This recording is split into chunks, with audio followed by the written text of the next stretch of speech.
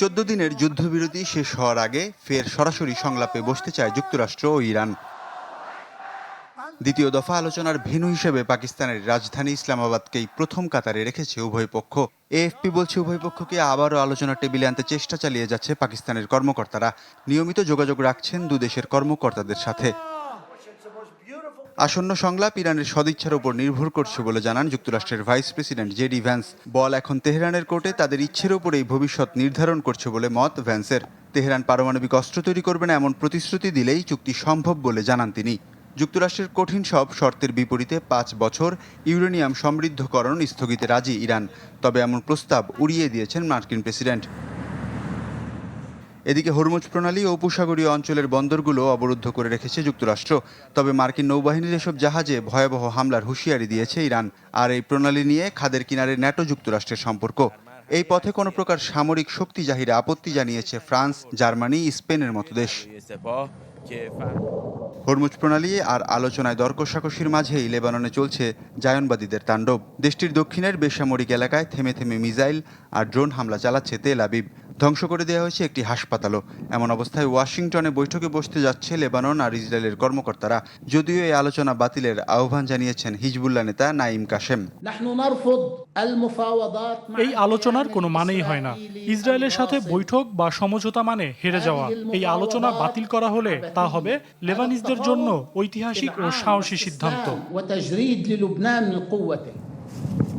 দুপক্ষের আলোচনায় উপস্থিত থাকবেন মার্কিন পররাষ্ট্রমন্ত্রী Marco Rubio. Waliullah Faruk, channel 24। লেবাননে চলমান উত্তেজনা ও ইসরায়েলি বাহিনীর আক্রমণের আশঙ্কায় আতঙ্কে দিন কাটছে প্রবাসী বাংলাদেশিদের। সেখানে বসবাসরত প্রবাসীরা ভুগছে নিরাপত্তাহীনতায়।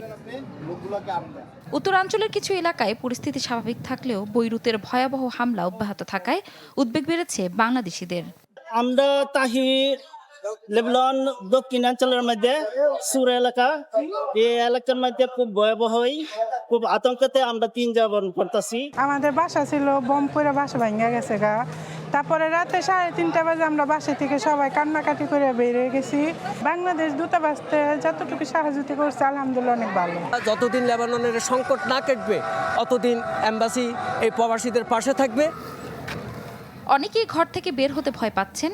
কাজের জায়গা, বাজার কিংবা দৈনন্দিন প্রয়োজনেও বাইরে যেতে হচ্ছে চরম সতর্কতার সঙ্গে। বিরতিহীন বিস্ফোরণ, ড্রোনের শব্দ ও আকাশে যুদ্ধবিমানের উপস্থিতিতে কাটছে না আতঙ্ক। অনেকেই নিরাপদ স্থানে সরে যাওয়ার চেষ্টা করছেন। তবে যারা দীর্ঘদিন ধরে লেবাননে বসবাস করছেন ও কাজের সঙ্গে জড়িত, তাদের জন্য সব ছেড়ে হঠাৎ চলে যাওয়া কঠিন হয়ে পড়েছে। এমন পরিস্থিতিতে সবাইকে সতর্ক থাকার আহ্বান জানিয়েছে বাংলাদেশ দূতাবাস। 2024 সালে কিন্তু যুদ্ধবিরতি হয়ে গেছে এবং পার্মানেন্টলি, কিন্তু সেটা তারা বন্ধ রাখে নাই, অনবরত আক্রমণ করে গেছে। আগামী মঙ্গলবারে যেটা হবে, আমার মনে হয় না যে ইসরায়েল এবং আমেরিকা এই আক্রমণ বন্ধ করবে। যুদ্ধবিরতি একটি চুক্তি হওয়ার সম্ভাবনা আছে। তবে আমি আশা করি একজন প্রবাসী হিসেবে এই চুক্তিটি বাস্তবায়ন হবে। বাস্তবায়ন হলে আমরা সকলে আমাদের কর্মস্থলে ফিরে যেতে পারব। প্রবাসীদের অপ্রয়োজনে ঘরের বাইরে না যাওয়া, স্থানীয় নিরাপত্তা নির্দেশনা মেনে চলা এবং জরুরি পরিস্থিতিতে দূতাবাসের সঙ্গে যোগাযোগ রাখার পরামর্শ দিচ্ছেন সংশ্লিষ্টরা। ইতিমধ্যে বাংলাদেশ দূতাবাস কর্মহীন প্রবাসীদের মাঝে খাদ্য সামগ্রী বিতরণ শুরু করেছেন। এদিকে আজ যুক্তরাষ্ট্রের ওয়াশিংটনে ইসরায়েল ও লেবাননের মধ্যে যুদ্ধবিরতি নিয়ে বৈঠক হওয়ার কথা রয়েছে। যদি বৈঠকে দুই দেশের আলোচনা ফলপ্রসূ হয় কিংবা যুদ্ধবিরতি কার্যকর হয়, তা কতটা মেনে চলবে দুই পক্ষ, তা নিয়েও গভীর শঙ্কায় আছেন বাংলাদেশিরা। দ্রুত উত্তেজনাপূর্ণ পরিস্থিতির অবসান হবে, আবারও ফিরবে স্বাভাবিক জীবন, প্রত্যাশা তাদের। ইফশিতা জামান, চ্যানেল 24। এই মুহূর্তে কিন্তু আমার মাথার উপরে অর্থাৎ লেবাননের আকাশে ড্রোন উঠছে এবং এই ড্রোন কন্টিনিউ কিন্তু লেবাননের আকাশে সবসময় চক্কর দিচ্ছে। তাছাড়া হিজবুল্লাহ এবং ইসরায়েলের মধ্যে হামলা ও পাল্টা হামলা কিন্তু অব্যাহত রয়েছে। তবে 8 এপ্রিলের পর থেকে বৈরুতে এখন পর্যন্ত তেমন কোনো হামলা হয় নাই, কিন্তু লেবাননের দাহি এবং দক্ষিণাঞ্চলে কিন্তু এখনো ইসরায়েলি বিমান হামলা অব্যাহত রয়েছে। লেবাননের দাহি এবং দক্ষিণাঞ্চলে যে সকল বাংলাদেশিরা ছিল তারা কিন্তু ইতিমধ্যে লেবাননের উত্তরাঞ্চলে বিভিন্ন জায়গায় তারা আশ্রয় নিয়েছে এবং 1.5 মাস ব্যাপী এই চলমান যুদ্ধে এখন পর্যন্ত দীপালি নামের একজন নারী কর্মী নিহত হয়েছে। তাছাড়া অন্য কোনো বাংলাদেশে আহত বা নিহত হওয়ার খবর এখনো আমরা পাই নাই। তবে যেহেতু লেবাননে 1.5 মাস ব্যাপী যুদ্ধ চলছে, সেহেতু বিশেষ করে দাহি এবং দক্ষিণাঞ্চলে বসবাসরত বাংলাদেশিরা কিন্তু অনেক ভোগান্তিতে পড়েছে, কারণ তাদের কাছে যে সঞ্চিত অর্থ ছিল সেটা ইতিমধ্যেই শেষ হয়ে যাচ্ছে। এদিকে বাংলাদেশ দূতাবাস বাংলাদেশ সরকারের নির্দেশনায় ক্ষতিগ্রস্ত প্রবাসী বাংলাদেশিদের মধ্যে ত্রাণ সামগ্রী বিতরণ শুরু করেছে এবং যারাই ক্ষতিগ্রস্ত হচ্ছে তাদের কাছে কিন্তু ত্রাণ সামগ্রী বাংলাদেশ দূতাবাস পৌঁছিয়ে দিচ্ছে। এবং বাংলাদেশ দূতাবাস সবাইকে আশ্বাস দিয়েছে যে যে কোনো পরিস্থিতিতে বাংলাদেশ দূতাবাস প্রবাসী বাংলাদেশিদের পাশে থাকবে, এমনটাই জানিয়েছে। তাছাড়া লেবাননে হিজবুল্লাহ এবং লেবানন সরকারের মধ্যে কিন্তু এক ধরনের টানাপোড়েন চলছে এবং এই টানাপোড়েন যদি পরিস্থিতি আরো বাড়ে তাহলে কিন্তু আরো বেশি সমস্যা হবে। এদিকে আজ লেবানন এবং ইসরায়েলের মধ্যে আমেরিকার ওয়াশিংটনে এক ধরনের আলোচনা হবে এমনটি আমরা জানতে পেরেছি। তবে প্রবাসী বাংলাদেশিরা সহ স্থানীয় বাসিন্দারা এই আলোচনার দিকে তাকিয়ে আছে এবং প্রবাসী বাংলাদেশে চায় যে একটা ফলপ্রসূ আলোচনা হবে এবং এই আলোচনার মাধ্যমে লেবাননের যুদ্ধবিরতি কার্যকর হবে। তবে আরেকটি প্রশ্ন এখানে, যে ইসরায়েল কিন্তু সবসময়, এর আগেও আমরা দেখছি যে যুদ্ধবিরতি ভঙ্গ করে তারা সবসময় লেবাননে হামলা করেছে এবং এবার যদি এমনটা হয় তাহলে পরিস্থিতিকে কোন দিকে যাবে সেটাই কিন্তু সন্দিহান প্রকাশ করছে প্রবাসী বাংলাদেশিরা। বিশ্বের সবচেয়ে গুরুত্বপূর্ণ জ্বালানি রুটগুলোর একটি হরমুজ প্রণালী। বিশ্ব জ্বালানির প্রায় 20% পরিবহন হয় সরু এই পথ দিয়েই। সম্প্রতি পাকিস্তানে যুক্তরাষ্ট্র ইরান আলোচনায় সমঝোতা না হওয়ায় ট্রাম্প ঘোষণা দেন হরমুজে প্রবেশ বা বের হওয়া সব জাহাজ ব্লকেড বা অবরোধ করবে যুক্তরাষ্ট্র নৌবাহিনী।